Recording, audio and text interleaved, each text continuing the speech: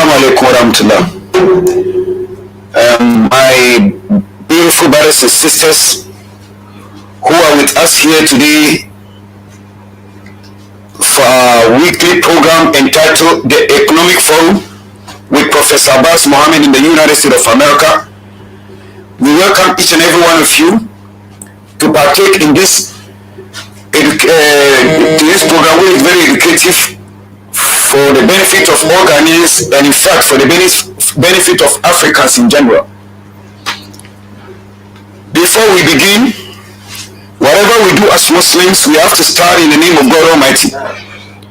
So without further ado, we are starting this program seeking permission from the Almighty God, whose proper name is Allah, and then offer you the salutations of peace in the Arabic language. Assalamu alaikum wa rahmatullahi ta'ala wa barakatuh. This evening, we have our honorable professor from the United States of America to educate us on economic issues confronting the nation. So we invite all politicians and in fact everyone who has the country at heart to be a listener, a good listener of course, to this educative program from our honorable Professor Abbas Mohammed. And I believe, inshallah, meaning by the grace of Allah, you are going to enjoy the program, and then at the end of it, 50 minutes to 6, we'll open the phone lines, or you can send in your messages on WhatsApp, and we'll read it for our professor to address your issues. So without much ado, I introduce to you all our honorable Professor of Economics, Professor Abbas Mohammed, to do the talking and you do the listening. Assalamu alaikum wa rahmatullahi ta'ala wa barakatuh, which only means in English, peace and the blessings of God Almighty be upon you. So our professor, please, the ball is in your court. Wa alaikum assalam wa rahmatullahi ta'ala wa barakatuh. Welcome to the program, and Eid al-Mubarak. During the process, we celebrated Eid, and I hope everybody is doing well. So for our listeners today, we're gonna take a look at Ghana's future beyond 2025 budget. I would like to begin with this quote, that a nation that does not plan long-term will remain a prisoner of a short-term crisis. That's right. Ladies and gentlemen, before we take a deep dive into the topic, later on, I just want to share a quick story with you.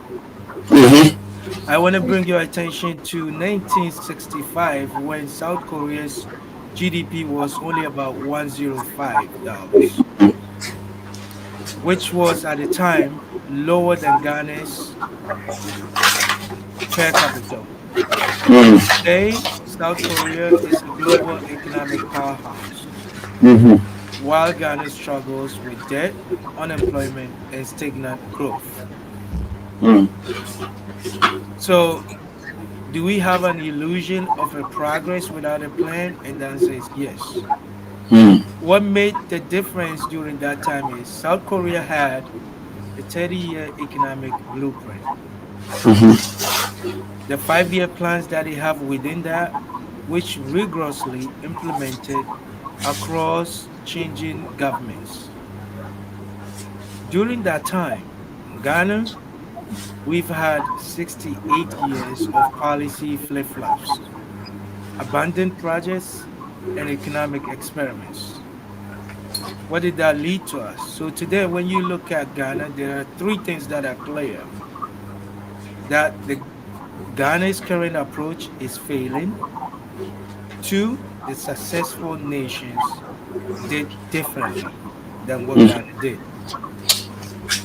And that concrete steps needs to be taken for Ghana to evolve as a nation. Now let me bring your attention to the 2025 budget. And I want each Ghanaian to ask themselves whether those budget with the nation, the state of the nation's address by the president, actually shows us progress or repetition. That's up to you to judge. But what is clear is that there is some good aspects of the budget that must be mentioned. So whether the budget gets it right or not is up to you to answer. But what I've discovered is three key propositions in the budget. One of them is the infrastructure expansion, which is necessary for economic growth, which is roads, railways, and ports that were proposed, agricultural modernization and mechanization that the government proposed, which is important. And yesterday, uh, Feed Operation Feed Ghana has started. So all of these are good stuff. And there's also a proposition in the budget for digital transformation, Ghana.gov, fintech support, all the good stuff. But here is the problem: there is no binding long-term framework. So should we start all these programs and in 4 years, the NDC government is now in power? Who's going to oversee these projects? We all know what happened when it happened the last time before the Akufo-Addo's government came into being. All the projects were abandoned, hospitals were neglected, that were built, good structures were ignored. How do we stop this cycle? So it tells you the problem is if there is no binding long term framework and there is no structural reforms to fix systematic weakness that we have in the system, and there is no safeguards against policy reversals post 2024 elections, we are going to come back to square one, just where we started. It tells you the vision between a country that is built on sustainable growth approach. I can even refer to an example that we often quote within the Ghana economic discussion. We often look at Malaysia. At 1957, pre-independence, and Malaysia now. You all can be the judge. We now fly to Malaysia to get educated. People go there to get education. What changed? The fact that they have sustainable structure for how they're going to evolve as people. I'm also going to bring you to the current approach. We all did the same thing in 2020. Something happened. We launched 1991. We had Ghana's Vision 2020 versus Malaysia's Vision 2020. All right. We launched Vision 2020 in 1991, and then Malaysia did the same thing. The result is Malaysia GDP per capita rose from 2,500 as of 1991. They have already outgrown us in 1991. All right. Pre-independent was not. It was less than 1,000, and they outgrew us to 2,500 in 1991. And they wanted to grow even further by having a 30-year plan. So their GDP per capita rose from 2,500 in 1991 to 12,500 in 2020. So they achieved what they set up to be when they wanted to become a developed nation. Ghana, on the other hand, we had a Vision 2020, which most of us don't even know existed because it wasn't a national consensus building vision. So in 1990, whatever the vision was abandoned after two government changes. Why? Because it's not all inclusive. Our GDP is still under $1,500, and they have outgrew themselves to 12,500. So what is the lesson here? That your plan only work if they survive political transitions, and that's everything. All right. The Right. other problem that we have is a lack of blueprint. Why we keep building on a sand. I want you to look at the story of two builders and take you back to the situation in the Bible where Jesus once told a parable about a man who built his house on the sand and it collapsed when the storm came, That's and right. another one who built on a rock. and that withstood every single storm. So which one are we building on?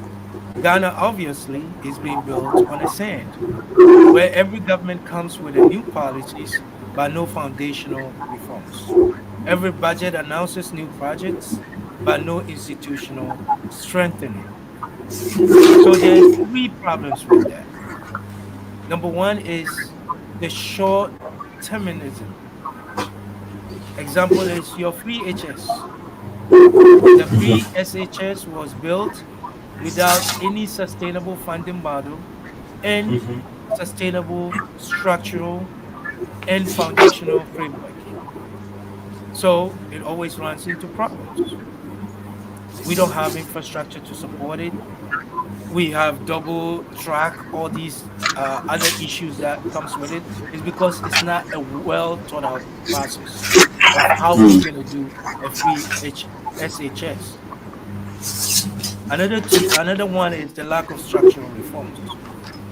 As it exists today, Ghana's tax system is narrow, excessive exceptions, and there's a lot of evasions as it stands right now. And the result is the shortfalls we have in revenue. Despite our growth, we don't have revenue to support it. All right. And finally, any blueprint needs to be built on national consensus. It's not having a forum in Accra that will create the buy-in. It's beyond Accra. How many of us knew what our agenda is? It's not about fanfare. All right. We did that with Ghana Beyond Aid as an example, and we repeating the same mistake.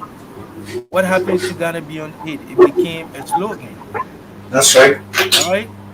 The result is no continuity beyond Akufo-Addo's administration because we didn't buy into that agenda. So how often can we be recycling these ideas and not seeing continuity if they're good? So the answer is, or the question is, what's the way forward? And the response is, we have to have a national economic architecture. All right. Similar to Botswana, we need to have a 30-year national development plan or 25 years, whatever years we decide to look at, where, in Botswana's case, they have a vision 2036, which is legally binding to be reviewed every 5 years. I gave you an example of where they were compared to where we are when they gained independence. That was 12 years after we've gained independence, Botswana started. And they've outlived us. They outgrew us. They're in the middle income, close to high income status, and we still here. And what they're doing differently on their Vision 2030 is the fact that it's legally binding, which is reviewed every 5 years, and there is independent implementation body that is pursuing this agenda and managing the blueprint, which is what we lack in. It's not controlled by the ruling party. And that was my proposition day one when I started talking to Ghanaians on this program. The fact that we need a National Economic Management Commission to oversee our growth and manage the whole affairs of our economy. And their task is simply to do this. It's not supposed to be controlled by the ruling party. Otherwise, it's going to be the same thing. So to do that, we require to take actions like constitutional amendment to amend long-term planning because it has to be legally binding, means it has to be enshrined in the constitution. Okay? National Economic, Management Commission that cut across all party is private sector included, as well as civil society representatives. So that leads us to building a structural reforms that fix the foundation. Because if we are to build, we have to fix the foundation. And we can take example everywhere. Like what Rwanda did in doing their reforms from 2008 to 2024, what they pursued was reforms that included reducing business registration process from 14 days, 6 hours. Okay. It's not even 24 hours. You can Mm. register a business in Rwanda Mm. in less than half a day. Mm. And that made them climbed 100 plus places in the World Bank's ease of doing business rankings. Mm. So our priority should be that, and including that is the structural reform is the tax system overhaul. The tax is narrow. Only 2.4 million out of 31 million Ghanaians pay taxes.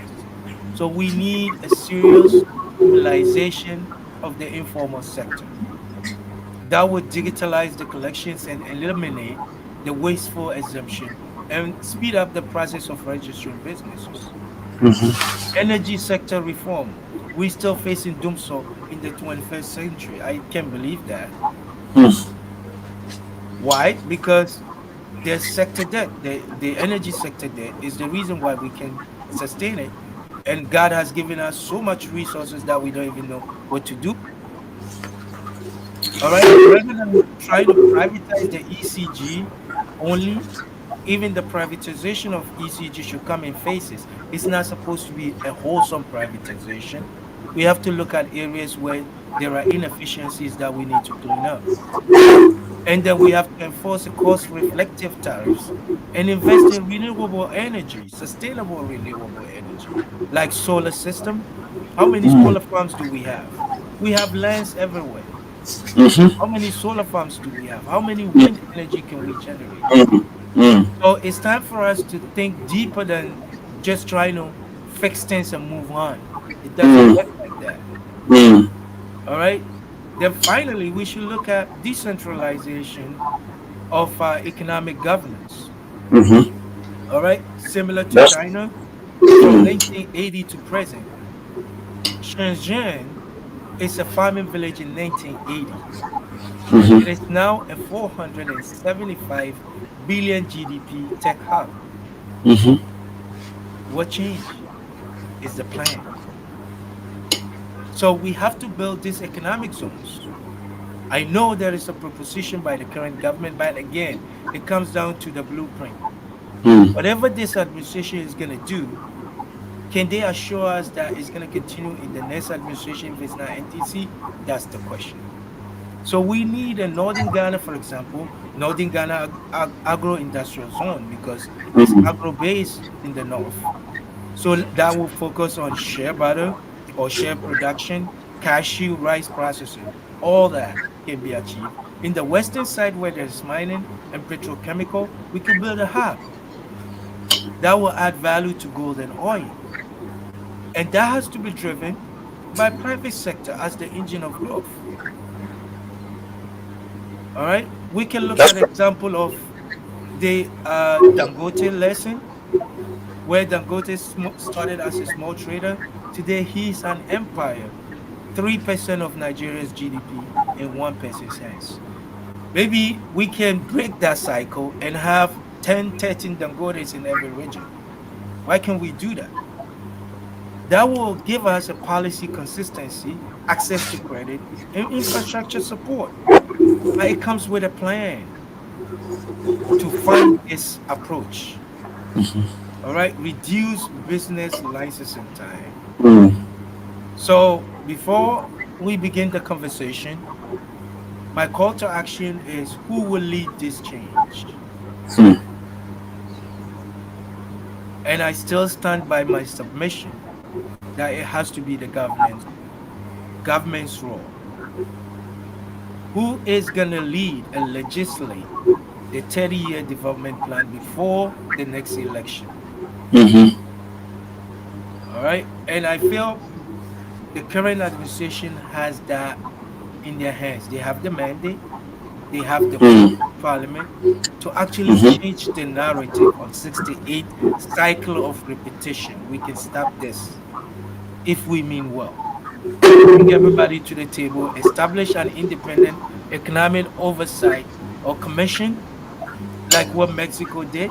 Mm. All right. Yes. Ensure private sector role in that, where the policy is going to demand consistency, not just tax cuts. Mm-hmm. Invest in R&D.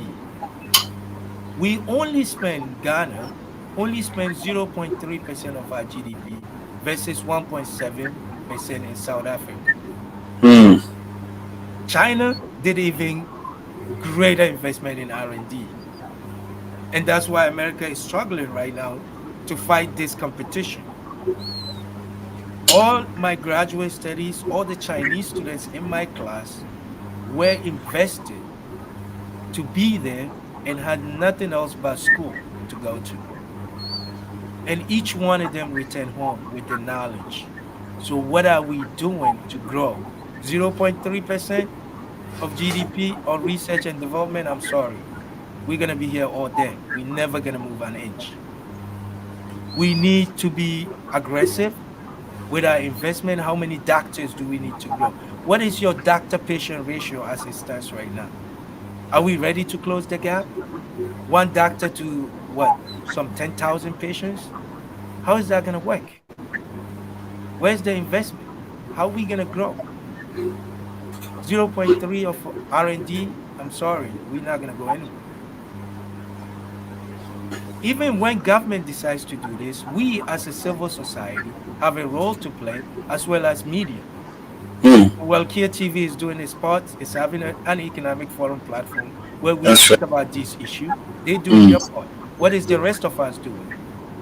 Are you guys talking and exposing the policy discontinuity as an issue to your leadership? Because that's what it takes for us to change things. When US was facing these issues just some few years ago, it took a senator to say enough is enough. I want a governance of the economy that's not political. And hence, they came up with the Federal Reserve after deliberation. So who's going to lead the change in how we govern ourselves economically? So the citizens, we must mobilize to demand long-term planning. We have a significant role to play. And we should stop voting for long-term handouts. All right, let's demand accountability. Ask, where is my 30-year plan? That's the only way we can change the narrative. I'm telling you, your member of parliament can start this. He can build this technical mind and drive the agenda for change. It doesn't need to be the government. We can start this if we feel that whatever we're doing for the last 68 years has failed us and we need a different pathway, then this is the pathway. We should take the management of the economy as serious as it comes and take it away from the daily political space.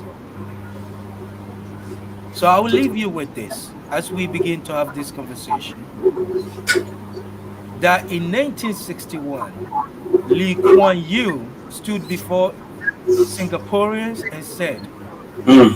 we will not be a nation of laborers. We will be a nation of engineers, scientists, Mm-hmm. and Mm. innovators. Today, Singapore's GDP is $72,000, Wow. while Ghana's is less than 1,200. The difference is they built on a rock while Mm. we still building on a sand. Mm. Ladies and gentlemen, Ghana's future will not change until we change our approach. That's right. No more ad hoc policies, no Mm. more abandoned visions, no more Mm. excuses. Mm. So I will leave you with one resolve as we begin to talk: to Mm. demand and build. Be bold and build an economic architecture that will stand for generations. Thank you. Brilliant submission. Very brilliant submission from our professor. And I believe those of you who have taken their time to watch this program live on Facebook from here, our studio, Walkia TV in Kumasi, I believe honestly that you really enjoy the exposition of our brother and how he had educated us on this level. And This time we're gonna ask our professor some very important questions for him to address. Anyone who wants to partake in this discussion should at least call us on 0240 528704. 0240 528704, or you can send in your messages and we'll read it. If it is a question, we'll throw it to our professor to deliberate upon it. But so far, very brilliant exposition from our brother. The first question, I'm very much interested in a lot of things he has said. This question is actually coming from me. You know, our professor talked about constitutional amendment, which I totally agree with him. There should be a law that whoever comes to power should continue with what the former government has started. This is what we call the process of continuity. When we are able to do that, then we are building our house on rock instead of on sand. He made an analogy. If you build your house on sand where there is no foundation, a strong wind will put it down. But if you are able to build your house on a solid rock, no amount of wind can bring it down. So our economy is not built on foundation, on stone foundation or a rock foundation. Our economy is built on sand, so it can collapse at any other time. Look at our GDP. So now I want to ask our professor. You know, he made mention of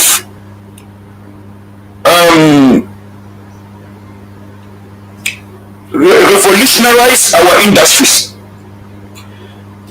I could remember it was industrial revolution that really helps the greatest nation on the earth today, the United States of America, to be where they are today. At one time, they used to depend on human labor in their plantations. So when they decided from 1555 to 1870, they decided in the year 1870 to industrialize the nation. So therefore, there is no need for human labor because they are able to manufacture machines that can do easily work than the human labor. So if a human labor will take 3 hours to clear a farm or a plantation, a machine can take a few minutes. So therefore, there is no need for human labor because of industrial revolution. So now I want to ask our professor.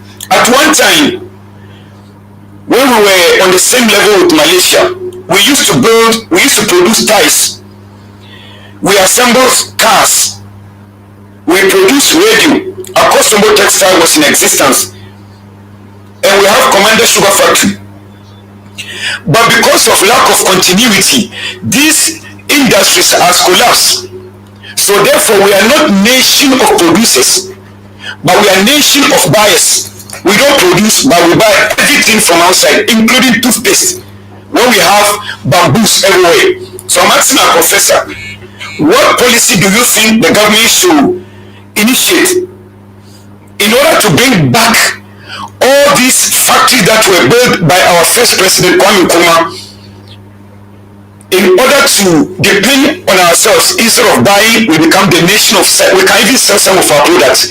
So what advice are you going to give to the government to bring back all these factories that have been abandoned, like the Commander Sugar Factory, Akosombo Textile, and the rest, like Bomsu Tires and the rest? We used to produce all these things, but today we don't. We buy from somewhere. So what advice do you think we got given to the government in order to come back with these very important factories to start producing? Industrialization and what we could do. I think that history will tell you that process, especially the most recent economies like the U.S. You could see what U.S. did, how they transitioned from 1960 industrial revolution to where we are today, and how China has taken over. Right? So it's the same space that you need to operate. If you become a nation of producers, then you are calling the shots. That's why US cannot do without China. In as much as US hates China, but you cannot function without China producing what they produce. Because usually when you start in economic convergence, history will tell you that you begin with producing the basic human needs goods, which is basically consumer goods. Then you transition to tech goods, which is high value goods because the ticket price is higher. And that's how US evolved. They started, we did all the production of cars, and then we slowly moved on from those systems and we became a service oriented economy, which is a characteristic of a developed economy. So that's where US is. As you transition, then you become a developed economy where these productions are not valuable to you because your labor is becoming more expensive with tech infusion into the space of growth. So if Ghana wants to go through that path, that similar path is all the nations taking similar path. But number one, I told you we invested 0.3 in R&D. So if we are to start the factories right now, where's the human capital going to come from? mm, Where are the minds that's going to man these machines? So it brings an ecosystem of a solution that's based on a vision. mm. And that's why we need National Economic Management Commission that oversees the whole ecosystem of how the Ghana economy is going to be developed. Because you need an labor workforce that's educated, that's going to man the machine, that when somebody gets a job, they know what to do with the equipment because we cannot go back to producing agriculture like our grandfathers did. There are machines here. It would be That's right. stupid for us to say we're not going to use machines and we're going to grow agriculture with our hands. Hoes and cutlasses, those times are gone. So that means we're going to mechanize the agriculture. If we're going to mechanize agriculture, how much human capital have we prepared to go Mm, into this workforce to mm, actually take advantage of the machinery that's going to come? And what we failing to understand as an economy that's backward right now is what I said the last time, that we stand to gain the advantage of what we call backwardness because in front of us are all nations that have done what we're trying to do even better. You take mm, China, for example, they have all the equipments that we need to grow faster. So if we mhm, really want to catch up with the rest of the world, it's as simple as investing in people, changing our education, the way we deliver it, and mhm, have a ready to go education that we giving our kids. So tomorrow, when somebody graduates in 2 years in the US, despite all our challenges, we basing right now, we're moving towards a 2 year education system that get mm, people out of the school college quickly to go into the workforce. And mm. that's the kind of approach we have to take. If Okay. US is taking that approach and Ghana is sleeping, then you're not Mm, serious. You're never gonna catch up because mm, things are moving so rapidly that mm, our labor force needs to be educated and be tech savvy. AI is mm, coming at faster pace than we ever think. mm, So mm. where do we fit in? If we're gonna industrialize, we need a different approach than what was done some 60 years ago when Nkrumah started all these things.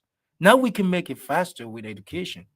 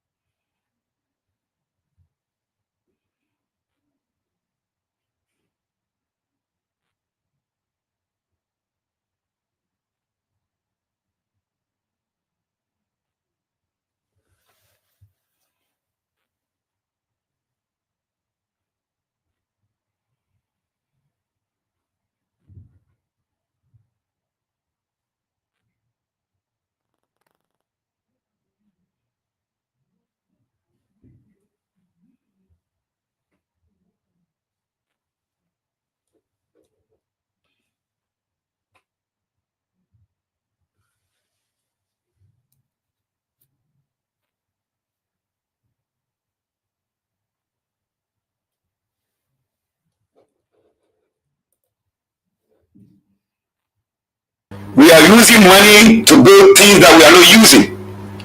This policy is not going to help us at all. Our professor is back. He will continue from where he stopped. Yes, sir. Continue, sir. Yeah, so at the end of the day, it's not so much about the policy, it's so much about the fact that we have a plan. Mm, So not only are we building on the sand, we don't even have a plan of architectural plan of how our house is gonna look like. Mm-hmm.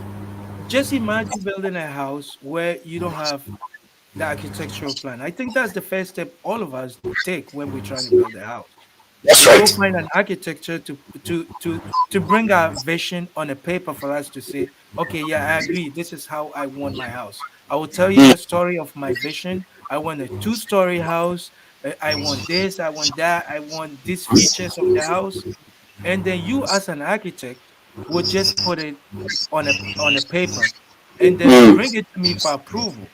Once I approve, this is how a house is gonna look like. Then we go to work. Now, if I should ask you, anyone listening to us, what is mm, Ghana's architectural plan? mm, What is your plan? Nobody has mm. it. That's right. NDC have their own plan in their hand. So if Mm, NDC are the architects, he's the only one that knows what he's building. exactly. And he's building a house for me. Mm, And I don't even know what house he's building or how it's gonna look like and where does it fit me. mm. Does he Mr. know Prof, whether I'm gonna like that house or not? we He have a doesn't lot know. of time. There are some questions that have come in, of which I want you to address it in a very short time. Otherwise, time is not going to be on our side. Hmm. You spoke about privatization of the ECG. Hmm. You know, in this country, we've privatized almost everything that the government owns.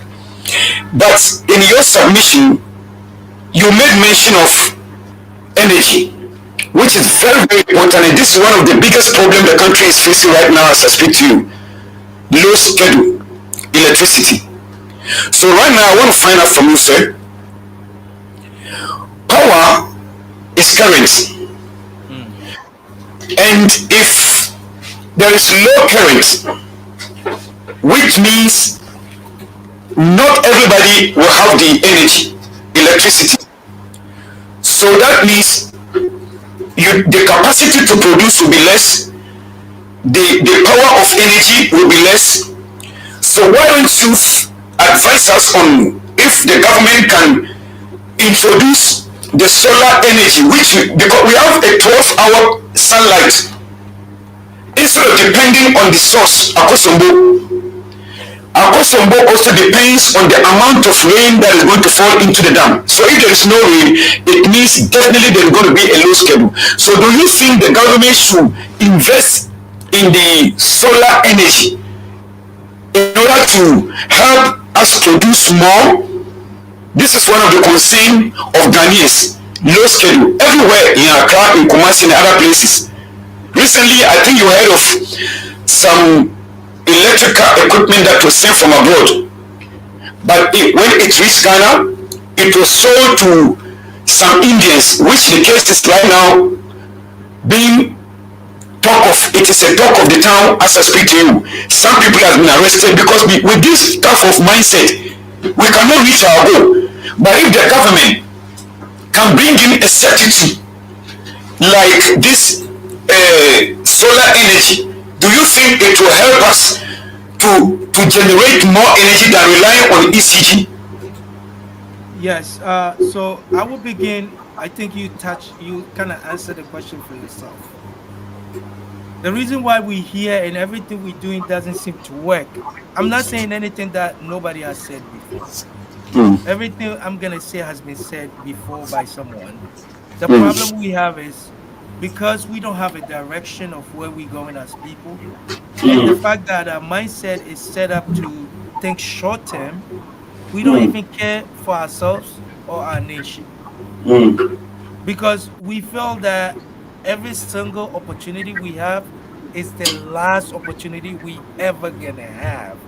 mm, Therefore, I'm only gonna look out for myself. So that is the mindset change we need.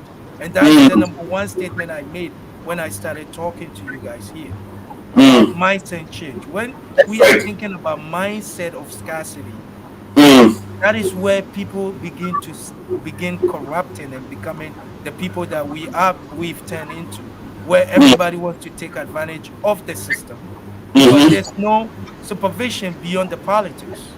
mm, All right, because an NDC guy, I'm not saying they are involved, but an NDC guy now knows that his party is in power, and therefore he can get away of certain things. He tries to do that. But when we have an independent oversight, a That's right. management commission that's going to pursue this privatization that we mentioned in energy, then they will look at the whole picture. How much rain do we get? I know by the issue of environmental degradation, the rain we used to have is not the same rain that we have. I don't know the numbers yet. I haven't dug into analyzing the electro power supply chain that will lead us to analyzing the climate change. So this requires a whole cohesive approach of understanding whether the current system is sustainable given the number of population that we added into Ghana's population. How many, Okay. how is the population growth versus the electricity supply that we have? If it's not matching up, what do we need to do? That becomes your research and development investment to bring about solar power. We have University of Science and Technology, Kwame Nkrumah. That's right. So what do they do with solar? Solar has been around for how many years? Good question, sir. Good question. So why are we waiting? We have this institution, but they're not funded to do this.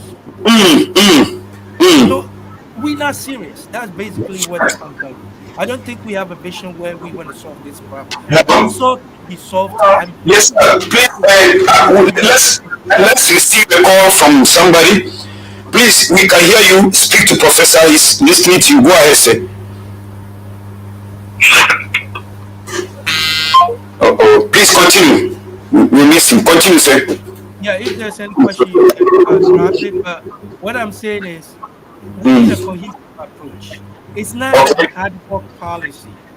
NDC tries to solve it, they massage it, they do what they can. But we're not thinking long term, we're thinking short term. Long term is to look at hydropower system to see whether there are shortfalls and how we're going to feel it long term. For 20 years, can we achieve energy sustainability, self-sufficiency in energy where we saw it's a thing of a past? That's right. As a nation, I don't think we're ready to have a discussion like that. That means that we can move forward. And it takes an independent commission because whatever NTC stands today, I know they're having a discussion on energy. They have a forum on energy. I know what they're doing. They mean well, right? But the problem is they will leave in 4 years or push it 8 years. All right? But You made economic development, so the policy of continuity should become a law. It's the only remedy that can save this situation because it is true. Every government has its own policy, so most of the policies that is adopted by the previous government is not going to be continued by the new government, so it's a setback to the whole country. But I want to take this opportunity because there is no much time, and I believe that brother will try to call in again. I want to talk. You would have made mention of education, very very important. And I want to find it from you, sir. You see, parents spend too much money to get their children educated, but there is a problem with the government that those who are retired are being given another contract to continue. So in this instance, the graduates that are coming out of school will not get the opportunity because old men has occupied the positions. So the only alternative is to go outside the country to seek of a lesser job, and the government is benefiting from their tax. So do you find it necessary for the government to put a full stop to this renewing of contract for people who are overage in order to open the new room for the new graduate to also have an opportunity? What will you say about this, sir? It's a system that needs to be looked at because I don't think we got it right. It begins with what we think is the government roles in economic development. If economic development is dependent on the state institutions, then you got it wrong to start with. A system that's built to make government the sole employer is a failed system that's not going to take us anywhere because the government cannot absorb all the graduates that we have. What we need is a system that allows the private sector to lead. The brother is online. If you can take his question, Yusuf. Yeah, go ahead. check on your text message. I'll send you a message. Okay, no problem. That's good. Okay, that's fine. So continue. He's sending the message. Continue, sir. So if we built our economy with government being the leading employer, then we failed, because we need the private sector to generate the jobs.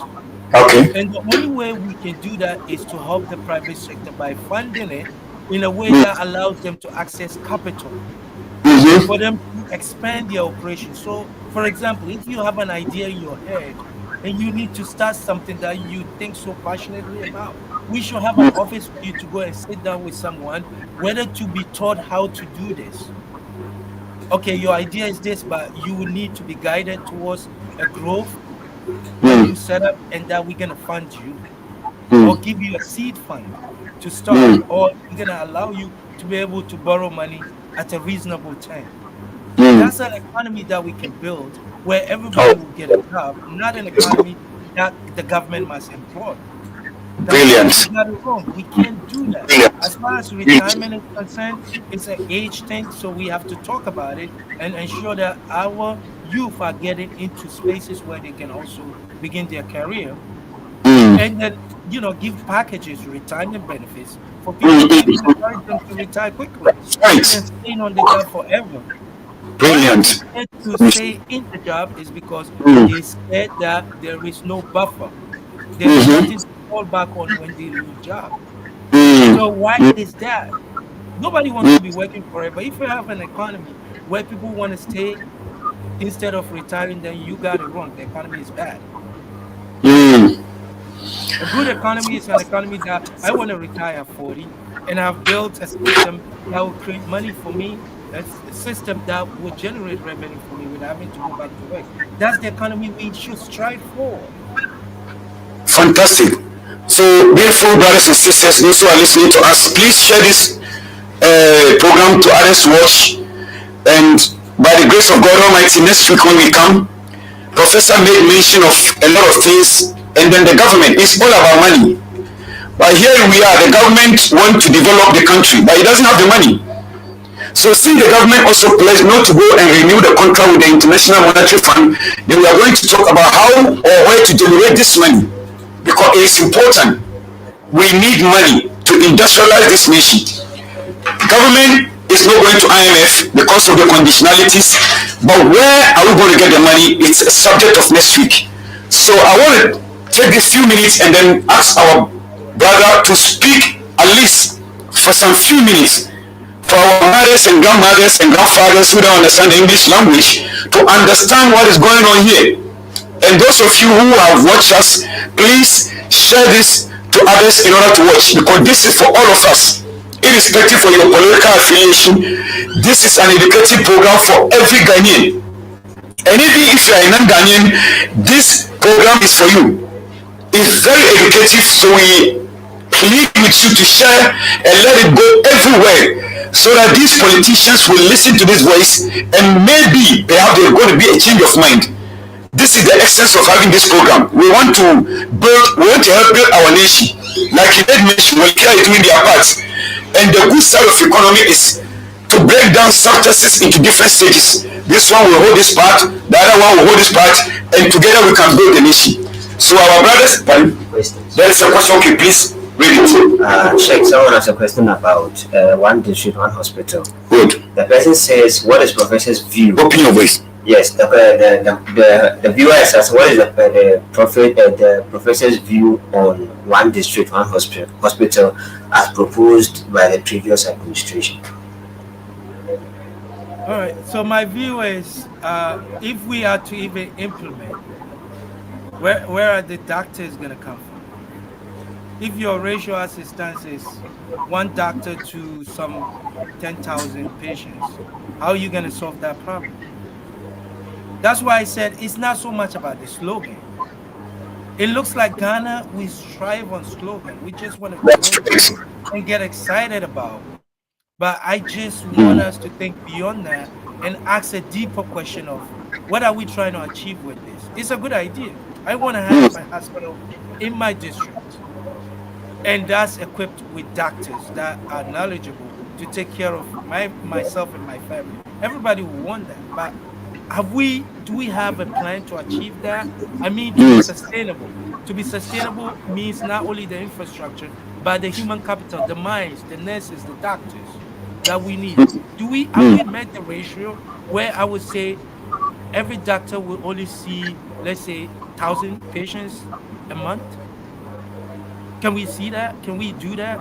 If that's yes, then one district, one hospital is a good idea.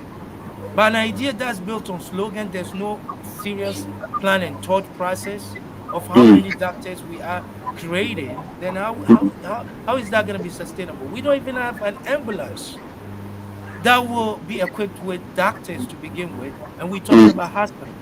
Ambulance is the first aid point of call when somebody is sick. Is that equipped with a doctor and a modern or a physician, if not even a doctor? A doctor is just pushing it too high. Let's talk about physician assistant.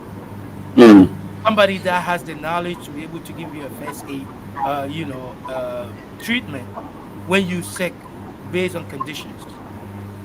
How many of us can simply call 999? I don't know, Ghana, what number we call. But how many can we call and say the ambulance is in time in less than 5 minutes, and ask somebody to take a look at my my vitals to advise what is wrong with me? Can we start the basics? Let's not complicate it. It's not about the hospital. No, let's do the basics. That's right. Okay. But it starts with a vision. Who's running this agenda? Is my question. Yeah. Is there any question again? Yeah, the last question. There is another one. Please say it. Yeah, the question is by Babanyaya Jallo. He is asking about Ghana Beyond Aid. He is asking that was that a good idea, and why wasn't it supported by the political opponent? Because it has become impossible. It is impossible because it's not built on consensus. It's an idea that's fantastic. If we can all agree to what we're trying to do. Ghana Beyond Aid is not just a slogan. It's supposed to mean that we're going to do the fundamentals right, the way I described it.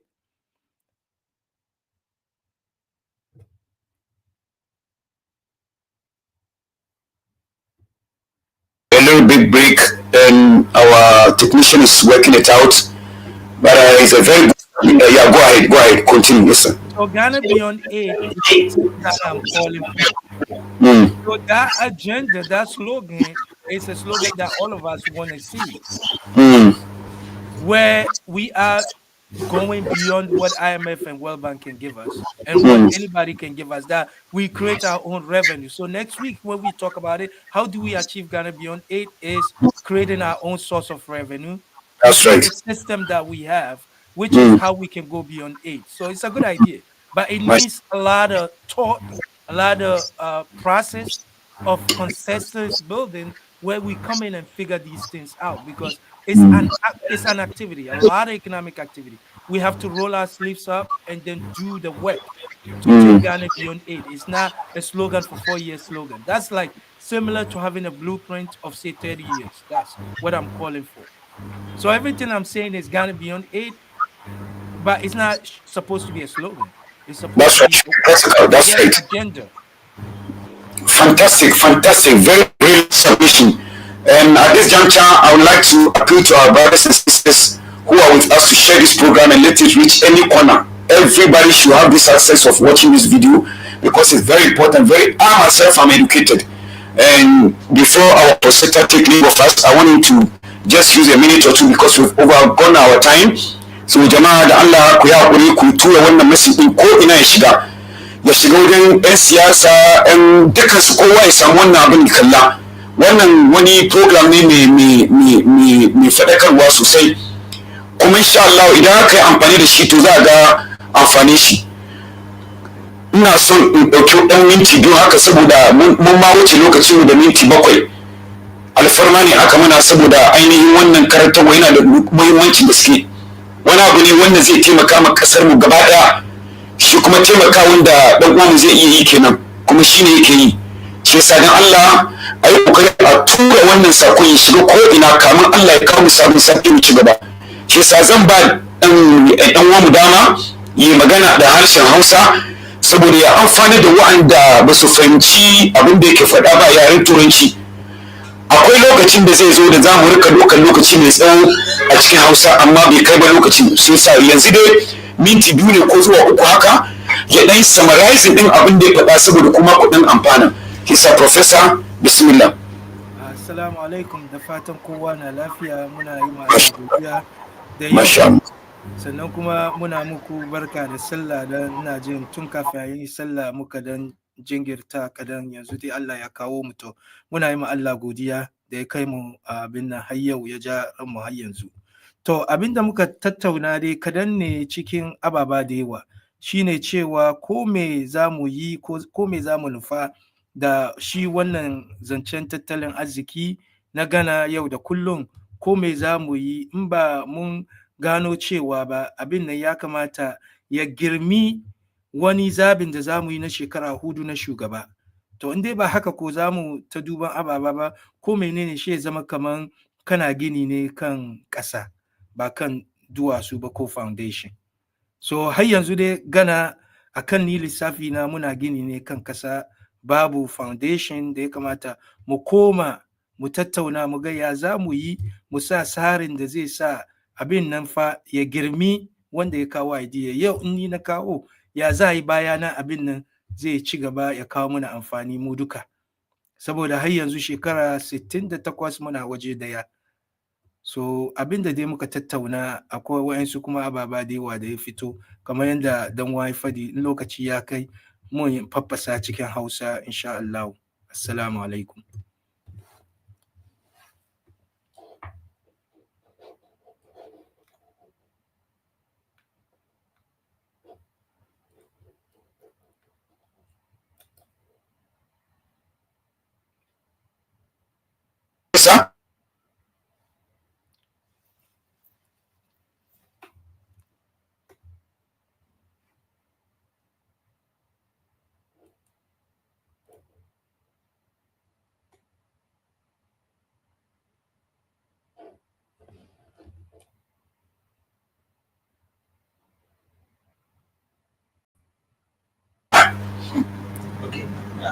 Bismillah Prof. Na ce abin da muka tattauna na da yawa, amma mafi muhimmanci abin da muka tattauna ne tsarin da za mu dauko wanda zai sa abin da za a yi yau ya girmi wanda ya kawo wannan abin nan ababen ko shawarar. Shine mu koma mu tattauna mu ga wani tsari za mu yi na gyaran constitution mu da zai sa mu iya mu samu wani abin nan setup da zai sa mu ci gaba da yin abin da aka yi mai kyau. In yau kamar NDC ke yi, gobe in ba su abin da suka kawo da ke da kyau da ke da amfani, ya za mu yi mu ci amfanin shi har bayan su.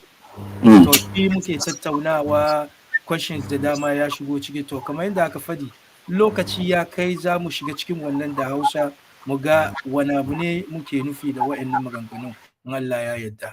So a takaice dai har yanzu dai wasa kwakwalwa ne kan ya za mu kama ma juna mu taimaka da gari insha Allah.